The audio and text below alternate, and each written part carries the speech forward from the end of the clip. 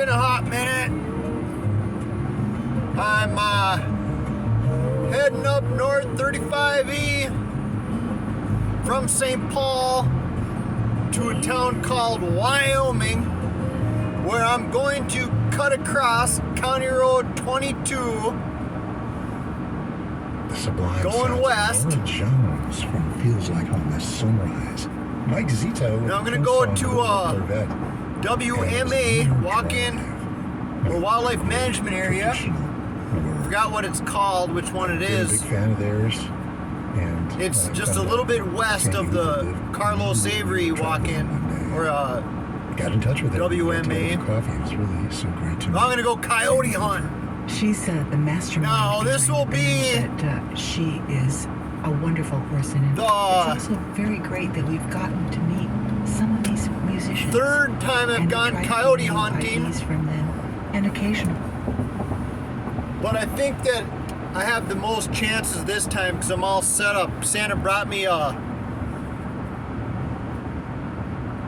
light so I can see the coyotes, because I bought a $30 one, $30 red light. I couldn't even see 25 yards with it. But the one that Santa brought me, man, I can light up outer space with that thing. And I got a entry-level coyote call, predator call. I paid like $50 for it or something online. So we'll see. Alright, guys. Holy crap. I just trekked so far. The road back here was... Other people drove back here. I don't know how they got back here. They have better tires and bigger balls than me. I parked at Linwood Elementary School and just trekked her back here. Wow. Where I'm sitting right now,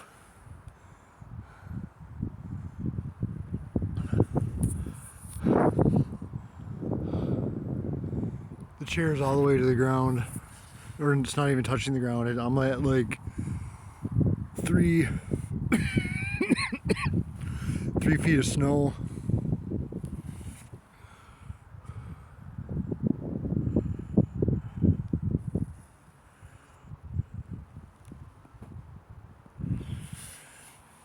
I'm a little worried because it's the last day of the year, so I think that this is the last day of deer hunting, maybe. I don't know. I don't know what those other guys are doing out here. I'm not wearing any blaze orange. It's got me a little bit nervous. Hopefully those guys don't just see me and just pull the trigger for whatever they're hunting at. But yeah, I'm gonna get cooled down and wait till it gets a little darker, get set up. Alright, I'm just waiting for the lights to go all the way out here. It's past sunset. Sunset was like 4:41. It's almost 5 o'clock. So yeah, let's see.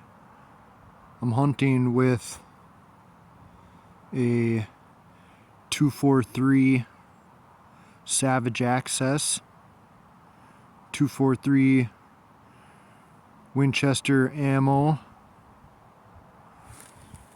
and the light that I have is the Night Snipe Extreme 500, and the predator call I'm using is the Echo Tech model 300, I think. And I got a Klein Tools headlamp. Alright. Let's go get them. Alright, so I'm heading up north towards Wyoming off of 35, and I'm really feeling it this time. I'm gonna get a coyote or fox. Got all the stuff I need. Last time was a bust. I set up at the wrong spot. I think I really got her dialed in now. I got a real good beat on this now. I've studied all the videos, or a bunch of videos. There's never ending coyote videos out there. But I'm gonna be setting up in a field in the southwest corner. And the wind usually comes from the southwest. We'll find out when we get out there. But I'll set up my coyote call. Well, I'll show you the setup when I get out there, but I'm really feeling it this time. If I get one, when I finally harvest an animal here, I'll patch all these videos together from this last year where I've been unsuccessful. It's been a year since I inherited my grandfather's hunting rifle and shotgun. I'm going out with my wife's 243 that my dad bought for her, for coyote. But this is it, guys. Let's get them. So this is what's happening. I'm snowshoeing in almost 1 mile way out there. See you when we get there. Alright, so I'm heading back up to Linwood, to the coyote hunting spot. So last night's lesson wasn't snowshoeing. Snowshoeing 101. Turns out you can't just blaze a trail so easy with snowshoes. Now granted, I didn't have any poles. I had all my hunting equipment, chair, backpack, and rifle in its case. I fell down like 20 times in a quarter mile, and it was a slow, hard quarter mile. It's a mile back there, and getting up in 3 feet of snow with all that stuff, I had to turn around and go back to the truck. And I'm going back out this afternoon with just the snowshoes and my poles. Gonna blaze a trail.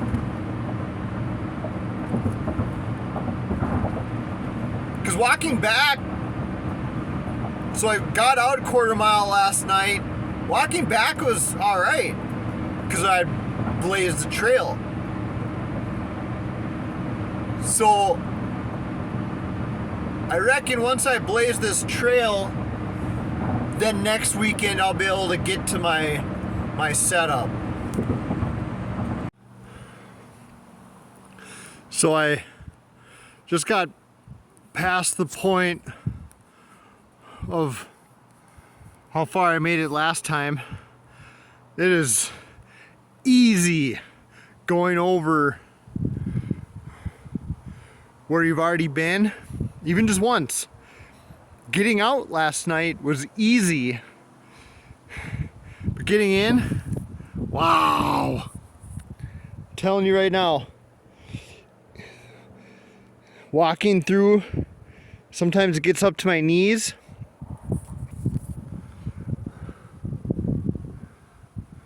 I just came through here, that's fresh, past where I was last night.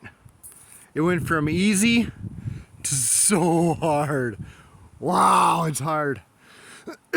I got another 3/4 of a mile to go. All right, made it out of the woods and into the field. there's the parking spot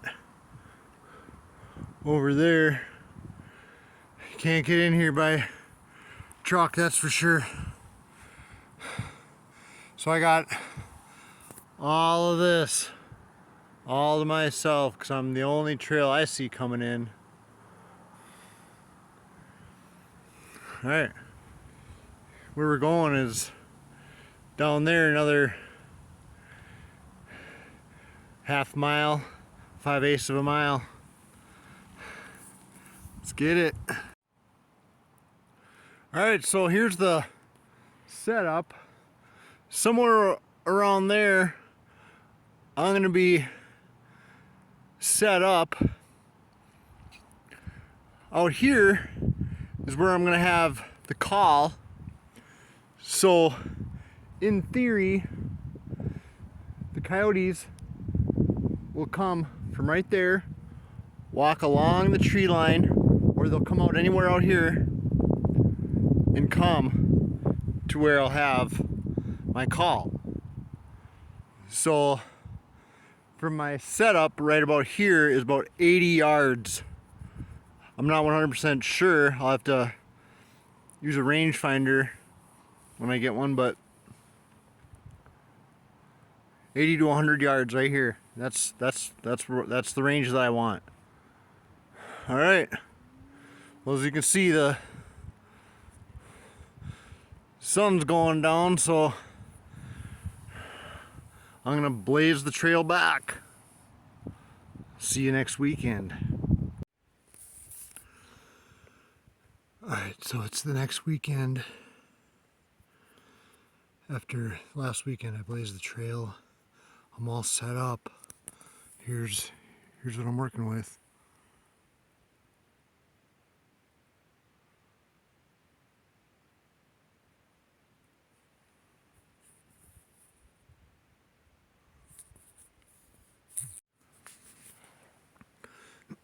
My call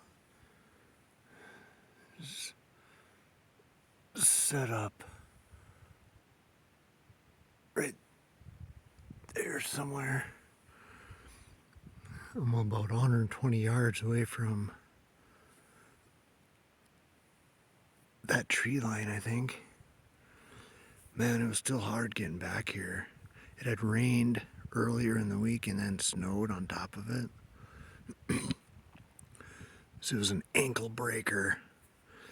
Everywhere I'd stepped before had, if you didn't step right in the step that I had last week, it twists your ankle every step. And since it snowed and then drifted, once I got into the field, I couldn't even see the path very well. So it was, this is a trick. But all right, this is it. Let's get them.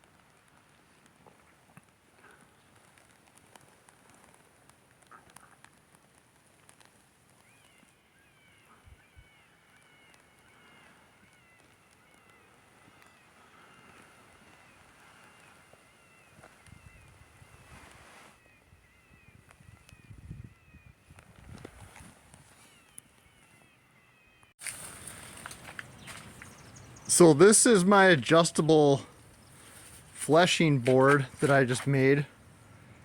I'll chop off a little bit more on that end and that end on the 2x4 so it has a little bit more play in it. Right now it's maxed out, as you can see. But yeah, it's a homemade fleshing board. Yeah, it's an ironing board from Meat Flash. All right, now the last thing I did was I got my split board done.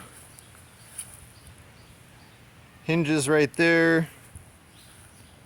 Pull that bolt out and it closes, so it allows you to put your fur on inside out after fleshing it, and then hang it for 24 hours or until dry, and then the next day you come and take the fur off, flip the fur right side, stick it back on, pin it, and after that's dry, probably within 24 hours depending on humidity and temperature and everything, your fur is then done. It's ready to be sold and at taxidermists buy it, fur traders buy it. So yeah. Okay, so I just downloaded a bunch of catch-up videos that I had recorded this last winter. The very last one that I made was I was out in the field scanning with my light, and I did actually see some coyotes, but I packed everything up and headed out because I realized I wasn't prepared for what came after. I was like, in my brain I was like, oh yeah, I'll get the coyote and I'll figure it out from there. No, that was a bad strategy. So here I am, it's now half a year later in the summer,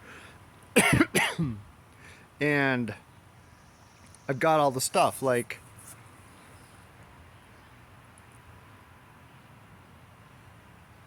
so I've got my fleshing board that I've made. I've got the split board that I'll need. I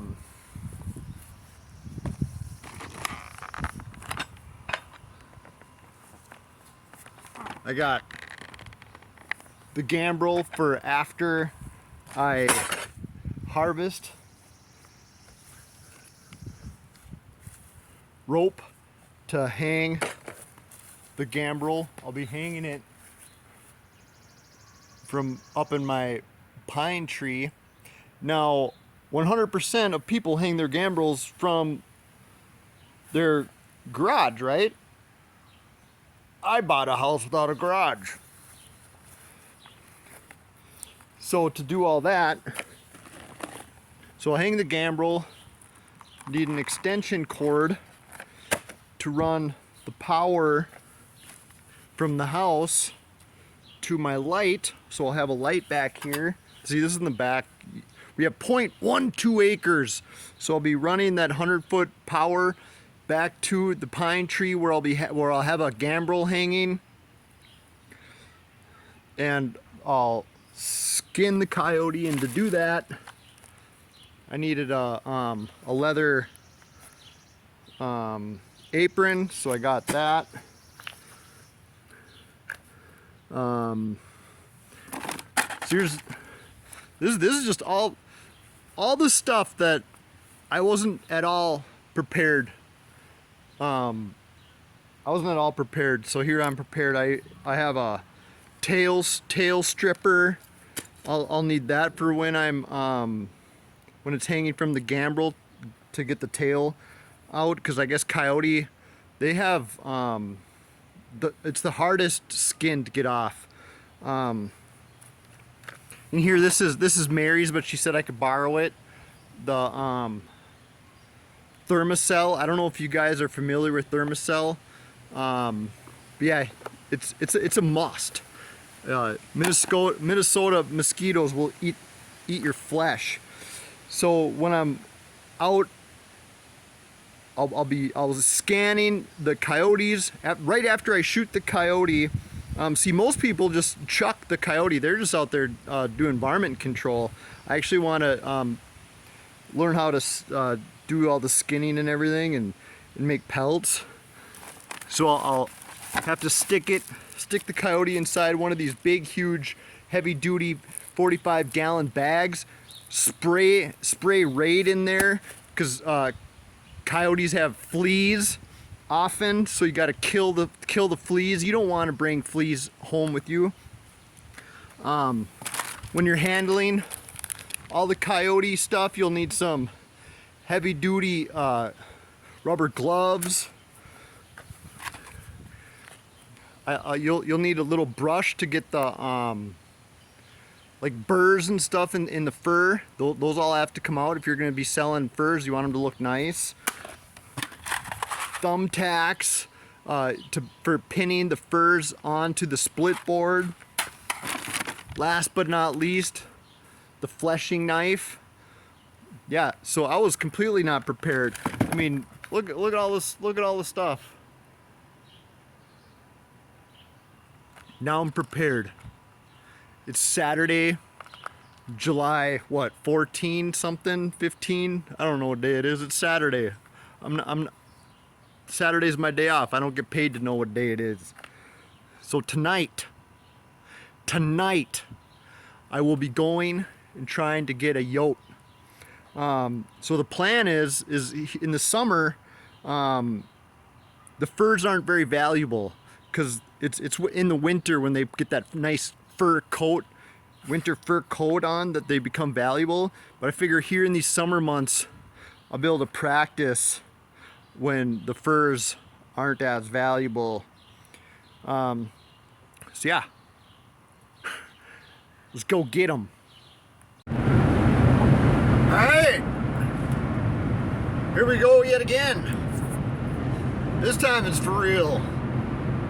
This time it's for real.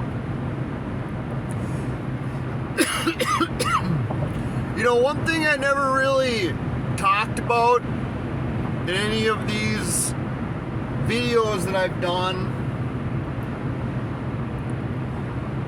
is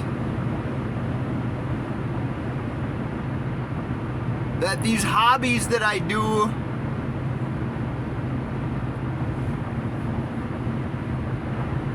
save my life. They're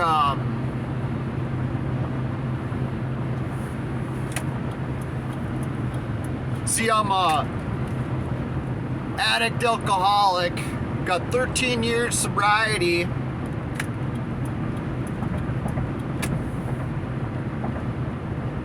Going and doing these hobbies, this isn't just fun and games, this is life-saving here.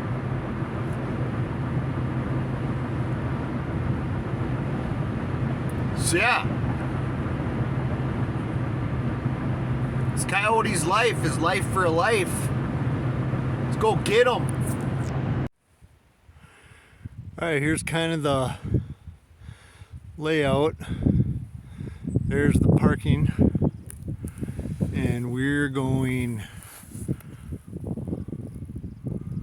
way back there.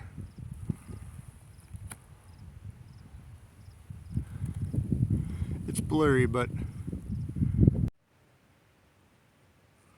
alright, I'm all set up.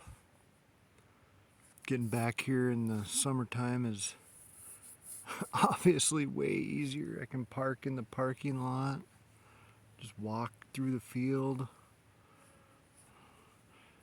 I should have brought my wife's thermosil. I didn't think the mosquitoes were going to be so bad out in the field, but as you can see them flying, zipping around my head, they're pretty bad. But what are we going to do? Let's get some coyotes. Well, alright, I was out here for 2 hours. Nada. So I'm in Lindstrom, and apparently tonight's Lindstrom's night to shoot off fireworks. Yeah, dogs hate fireworks. So that sucked. So yeah, it's 11:30. Just gotten right as I was putting my gun away into the truck, coyotes lit up everywhere out here. Oh, what can you do?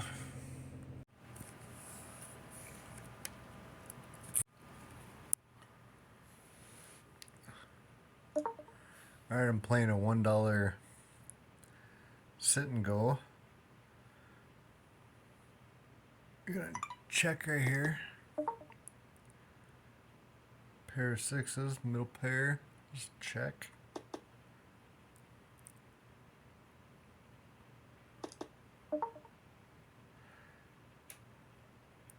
Flush draw, and a pair of sixes. So I'll bet 50.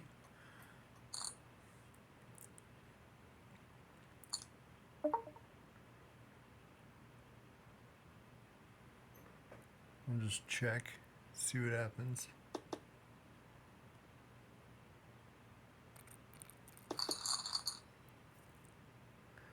Oh, he had a flush draw too.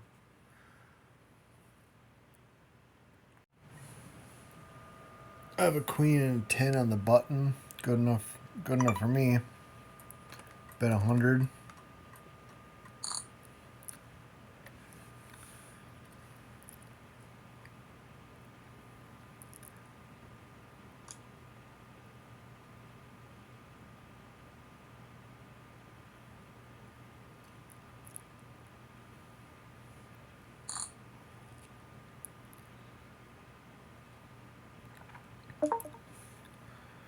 I'll call.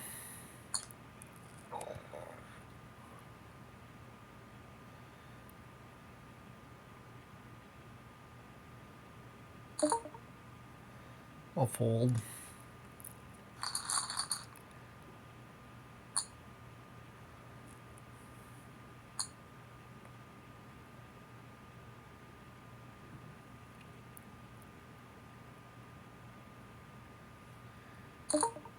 Yeah, I'm out of there. A pair of deuces. I'm in.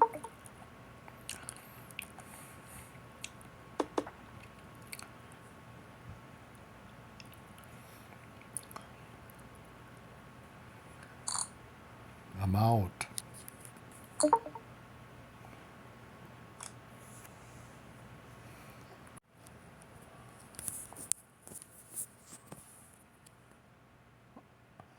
Ace Jack, kind of call. See what happens.